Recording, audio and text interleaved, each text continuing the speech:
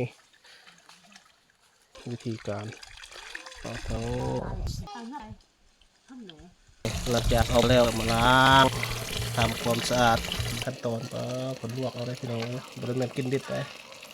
วอลเรื่องสุขอนามัยสุขได้หนึ่งเอาลวกเพื่อความปลอดภัยต้องให้แบบนี้เลยแบบอยู่ในเดียวนั้นสิไปเราเกะเราก็จะจัดให้คนเกะโอ้สุดยอดเลยกำลังเดินทางสิไปเอาเท่าเด้อนี่พี่น้อง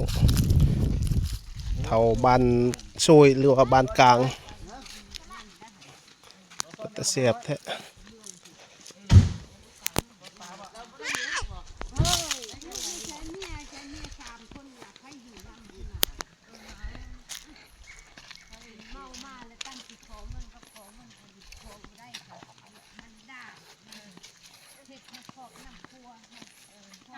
โฮมนั่นไหมอ้าวคุณลุงก็โฮมที่ไหนก่อนเนี่ยฮัลโหลโฮมนี่เลยถ่ายโฮมมันบาลคิดเป็นอะไรทำไมเนี่ยและอะไรไปก่อนเนี่ยต้องพูดกันต่อมาต้องจำให้เขาว่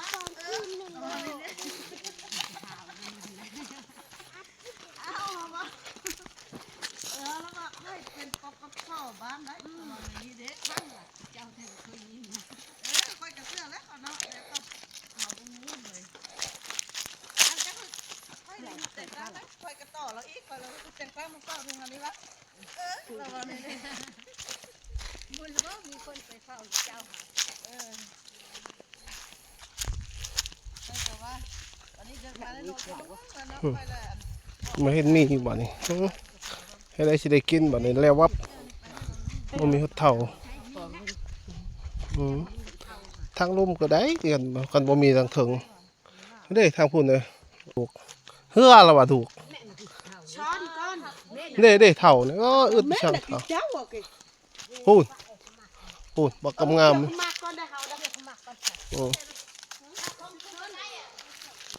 พูดพี่น้องเท่านี่อึดช่างเท่าเขียวลืมตายอยู่ยอดห้วยเลยได้นี่เท่าโอ้ยอดห้วยเลยเท่าบ้านกลาง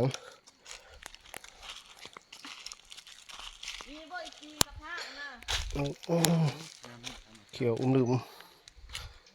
โอ้เต้สุดยอด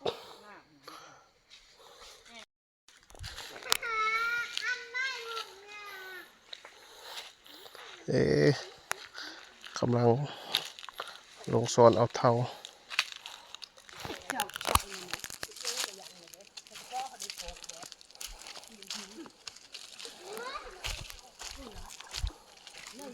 นี่ว่าอะไรนี่งามเลย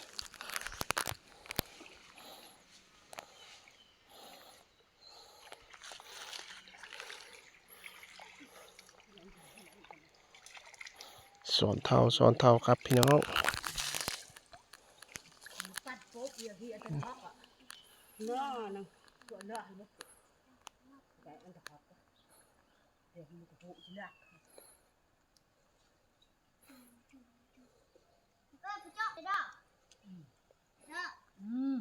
นั่นก็แก่จุนนุ่นใจนั่นแหละกระบอกเยอะยิงขึ้นแล้ววิธีการสอนเอาเท่านี่มันต้องไปค่อยเฮ็ดนี่สอนเด้เครื่องสวิงเลย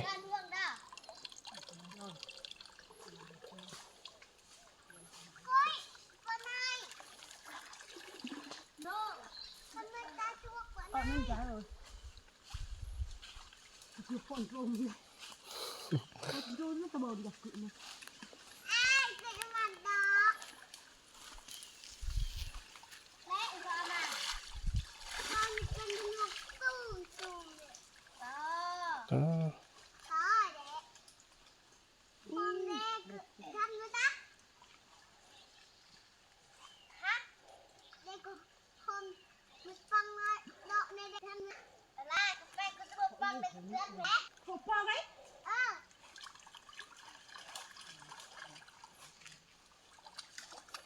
ดู3ชิ้นเรียบร้อย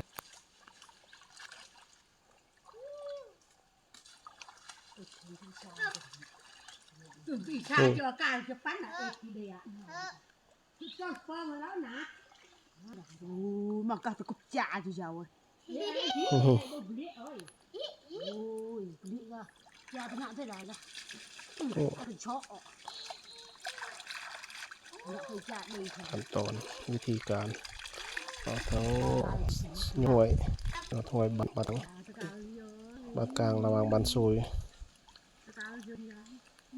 ตัดสุดๆ ชาคิดว่าไม่เห็นเลยชาเอาไงทำหนูโอ้ตีกับบอลยาวตุอะไรฮะเบื่อนะ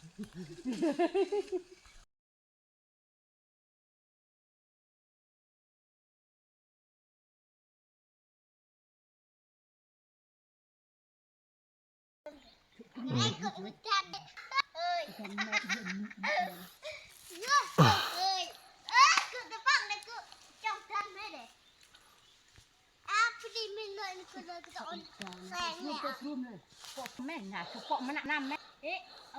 คันเมลิชาไปโอ้ยลูกแดงเมลิชาไหวลูกแดงเฮ้ยเชื่อได้เยอะมากคือเปาะพาเลยท่านทำเจียวเนาะ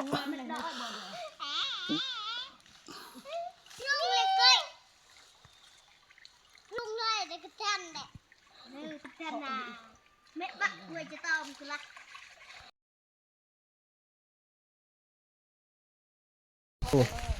3สิกินเนาะนี่จะเท่าคนเดิม3สิกิน3สิเอาอันนี้ดิได้หลายปานใดบ่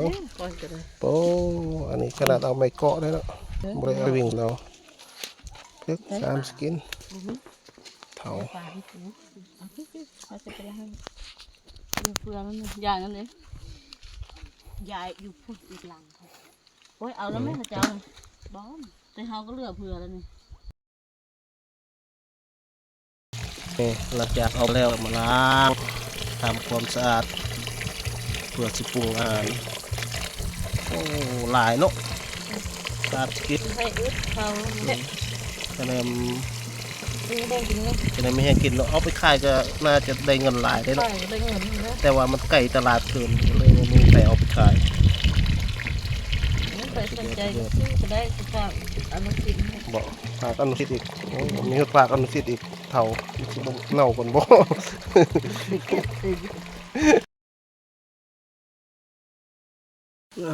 อันนี้คือวัตถุดิบที่ใส่ลาบเท่าเนาะมีปลาดุกมีอย่างอีกบ่มีบ่หอยมื้อนี้เนาะใส่ลาบเท่าแบบแซ่บวัตถุดิบมะเขือใส่ลาบเท่าส่วนผสมมันเนาะอันนี้มือปูยูทูบเบอร์กำลังซอยมะเขือใส่ลาบเท่าครับพี่น้องติดตามเบิ่งนำกันว่าสิแซ่บหรือบ่แซ่บเมนูนี้คือสิชุดยอดแหละวัตถุดิบเท่าเบาบอกหลายๆ3 สกินปูลึกงามขนาดเลยเท่าอยู่ยอดนานเลยสะอาดสุดๆเลย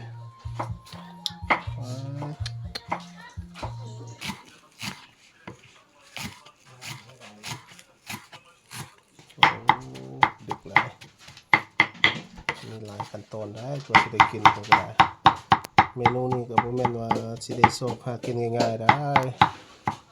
โซกยากไปเขานี่สำหรับไปเอาเองแบบนี้แล้วได้เลือกต้องแบบนี้ของแมวอันนี้คือวัตถุดิบที่ว่ากะเกียมแล้วอันนี้ขั้นตอนอันนี้มะเขือไม่เข้า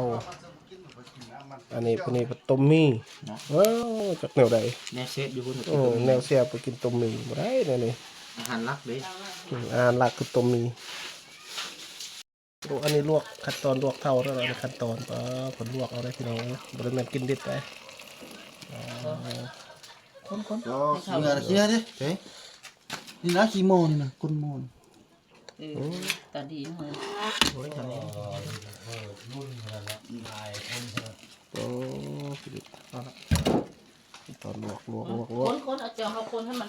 คนโตบริแมนได้ว่าสิเฮ็ดโลๆเลยเว้าเรื่องสุขอนามัยซะก่อนได้นี่ต้องลวกเพื่อความปลอดภัยในการกิน น้ำมันน้อย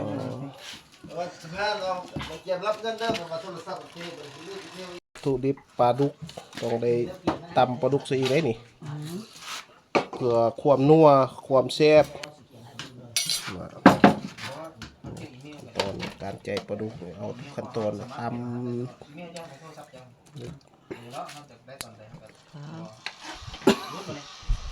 112 113ด้วย พี่น้องพี่หนูเม ก็ นู เพลง สุดย ตื่ อน ดเลย ต้องประมาณ114 ขั้นตอนการตำปลาดุก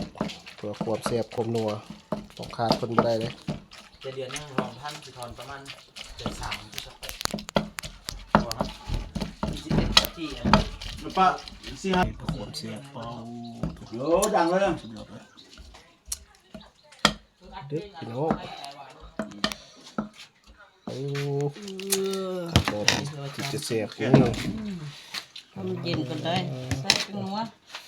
นี่เครื่องปรุงอันนี้แซ่บขาดบ่ได้นี่ก็คือนี่ ใส่ลายนัว ของนัวใส่หลายแซ่บหลาย เสร็จใช่ไหม นี่อันข้าวคั่วเนาะเอาอยู่ ขวดให้แบบ เอา นี้ ไม่เคย เอาเออ ให้แบบนี้เลยก็จะเอาผิดใส่แล้วจะเป็นหาย เออนี่แหละ บ่วงนี่ก็เอามานี่ก็หายอีกแล้ว เฮ็ดคาราโอเกะลงแบบอยู่ในเดียวนั้นสิเอิ้นแฟนเดียวนั่นแหละ เปล่า จะเฮ็ดเป็น5-6เพลงแล้วนะลูกบอกนะคาราโอเกะเราก็จะจ้างคาราโอเกะคาราโอเกะจะขอตัวนี้เอ้าขอบัตรเดียวมัน5-6เพลงซ้อนดูเอาโต๊ะใหม่ซ้ำ5ห้องเลย แล้วเขาก็เป็นผลิตเนี่ย บ่แล้วผลิตก็บ่ได้แล้วมันเป็นอัลบั้มได้มันต้องห้องชุดเอาสุดแล้วก่อนเอาเนี่ย ยันห้องเพลงที่3แล้วเขาย่างเขาเอาแม่มาให้ช่วยมันบนฮัทของห้องเข้าที่ตัวอื่นมาเลย จะกระเสียบเลยพี่น้องตัวลึกๆโอ้สุดยอดเลย จะเอาเพชรอะไรพิง บ่ก็ใส่แก้วนะอันนี้ก็ใส่นี่มันจะมีจังนี่ บ่ได้โอ้มีมัดเขือหลายนะ ใส่ก็ได้ของเราเนี่ยปลาดุกบุ้มักปลาดุก อ๋อ เฮ็ดเรียบร้อยเฮ็ดบ่ได้ได้ ต้มอ่ะ บ่แม่นกะจักกะเจี้ยวกะจักกะใส่นี้แหละบ่มักปลาดุกผัดปิ้งปลาดุก มาซีมลองดูเนี่ยบ่วงซีมลองดู มาซิมลูกนักยูทูบเบอร์ซิม เค็มแล้วบ่ บุบ้าน เป็นไงลูก ลูกน้อยมันกินนะ เป็นอะไรครับอ่ะ มันพอดีแล้ว โบ้พอดีแล้วก็บายเลยแล้วได้ป่ะนี่ จังมั้ย จะชิมมั้ยฮะ จางโอ้ย บ่แล้วพาไปเลย ยูทูบเบอร์จีมีบ่มาดูดูพี่น้อง ยำหัวขาเพชร ได้แล้วบ่ จาง ใส่หลายลูก อันนี้มันใส่ปลาด้วยมันใส่อย่างอื่น เฮาเจอบ่มักขม ไส้ปลา ไปตีไอ้ต้นเขายุ่งบักตุ่นโอ้สอกมันอยากอัดต้องโตก็ ผัดบุ้มบัดผัดบุเรือเนาะบุ้มปักไว้ บ่ปะเลยบวก บุ้มป้าบ่วงเลย เผ็ดเดี๋ยวแต่พายากตักเอาแต่เฮานั่นได้เอาเรียบได้แล้วแต่เธอแล้วนะใส่มักกระปัวก็ใส่อีกเด้อมักมาช่วยนี่ตัวเอาบ่ตื้อ